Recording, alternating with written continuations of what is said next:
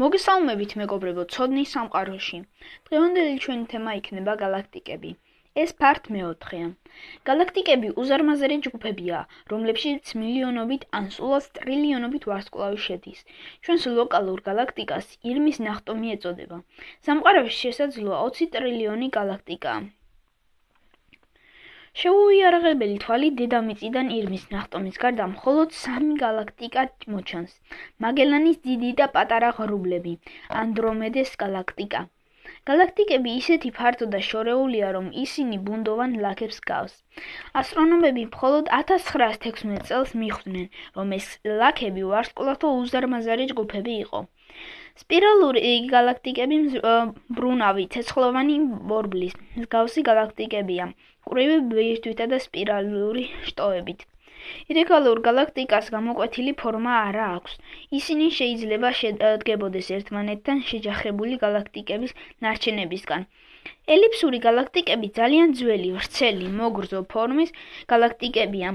მათში ტრილიონზე მეტი ვარსკვლავი ერთიანდება. გადახაზული სპირალური გალაქტიკები ორტონიანია.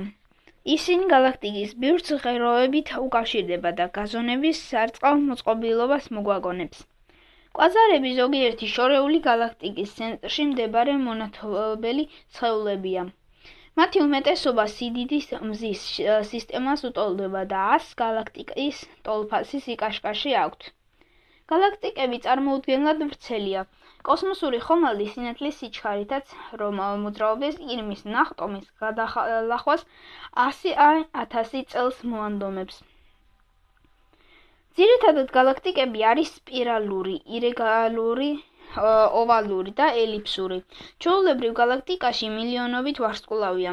სუპერგალაქტიკა გიგანტია, მილიარდზე მეტი ვარსკვლავით. ჩვენს გალაქტიკაში ირმის ნახტომში 200.000 მილიონი ვარსკვლავია.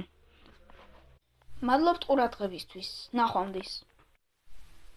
შემდეგი ჩვენი თემა იქნება ამ თემიდან გამომდინარე ირმის ნახტომი.